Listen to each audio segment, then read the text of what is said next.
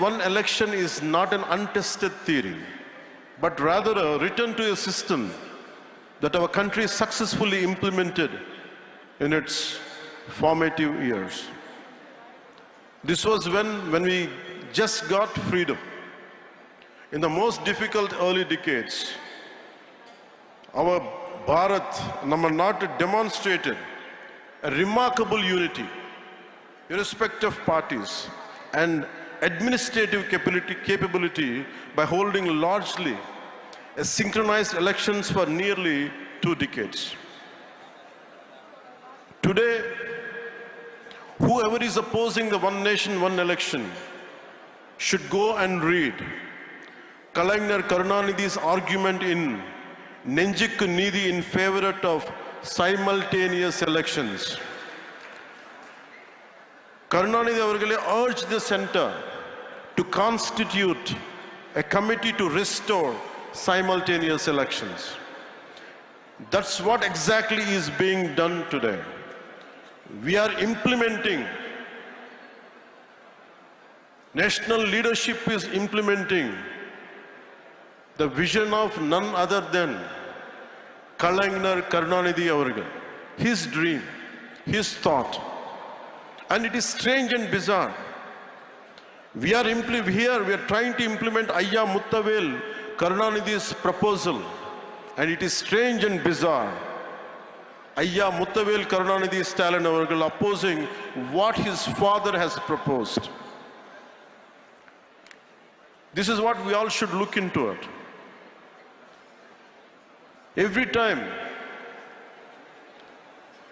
no matter in all these years, the last few decades, somewhere in the nation, elections keep on happening.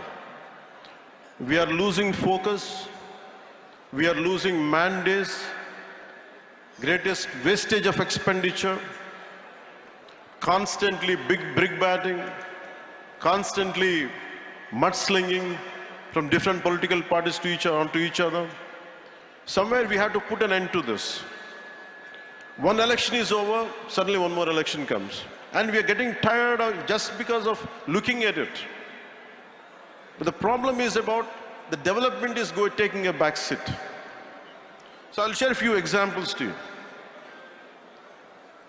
If young and resource-constrained India could achieve a system akin to one nation, one election for nearly 2 decades after independence, then what is preventing a strong, a prosperous and technologically advanced Bharat from implementing the same now?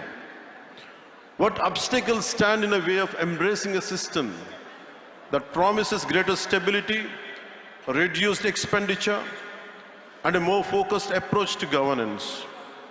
Allowing our leaders to dedicate more time, they can dedicate themselves fully to the progress and prosperity of our every citizen. Consider a common scenario that happens in most of our states. Let us say an assembly election is held in a year. Later the state goes to the local body and panchayat polls in another 1-2 years' time. But by the time this ends, the preparations for Lok Sabha begins again. This creates a near continuous election cycle where political parties and the administration are continuously engaged in election-related activities. Where is the time for growth? Where is the time for stability? Where is the time for economic prosperity? For instance, if a state had assembly elections in 2021, local body polls in 2022, and then the national elections in 2024, the focus on consistent governance is inevitably diluted.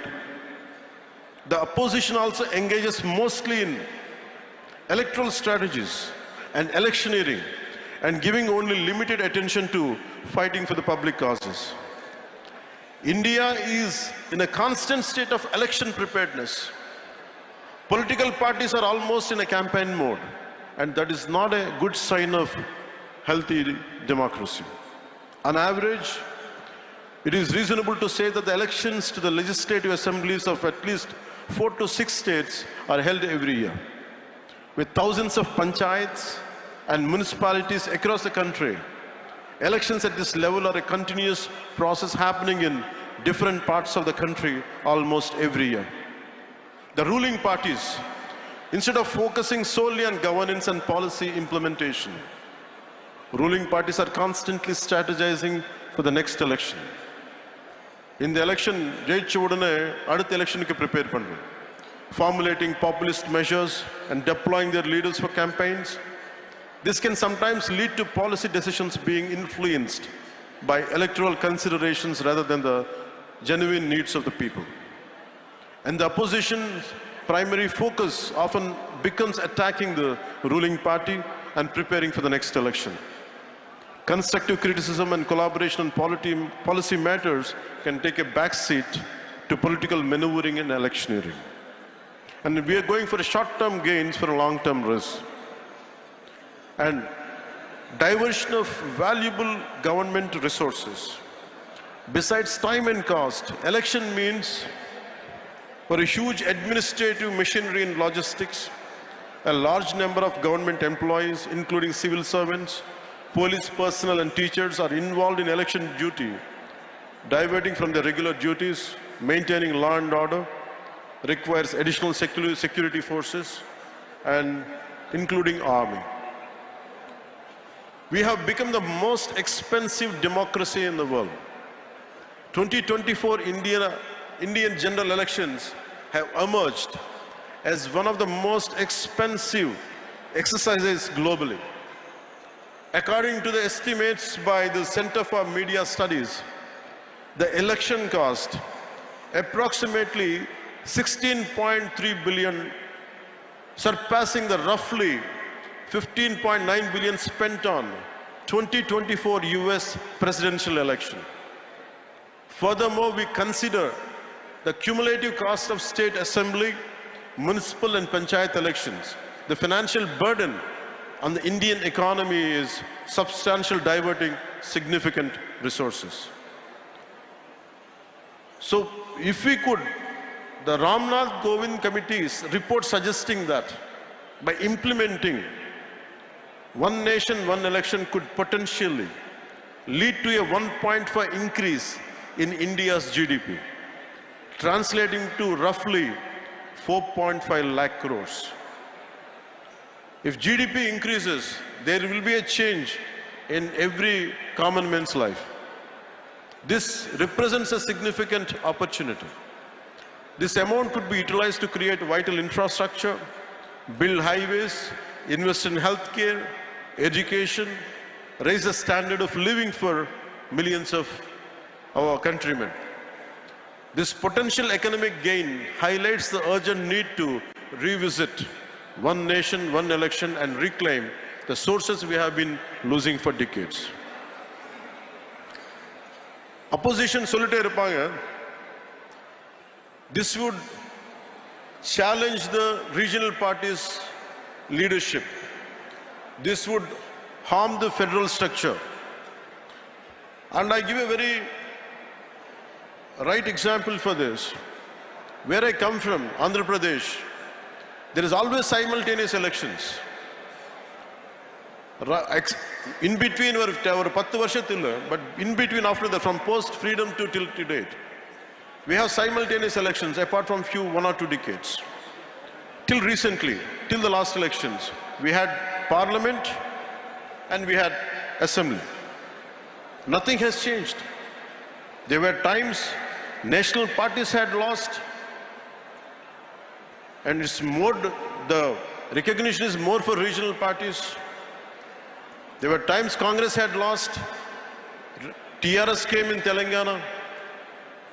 There were times BJP had lost, and Telugu Desam or some other parties came. It's always, so there is no strength in this argument. It doesn't hold any water.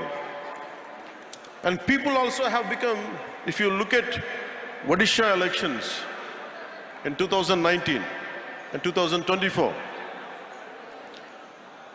if you look at the Odisha example, people opted for the regional party in Odisha and they opted for parliament for center, for BJP. So we are questioning the people's integrity. We are questioning the people's smartness. It is people who decided to be here. It is not us. It is not political leaders. One nation, one election is the will of the people of this country. We, all the political leaders should be, who is opposing it, should be aware of it.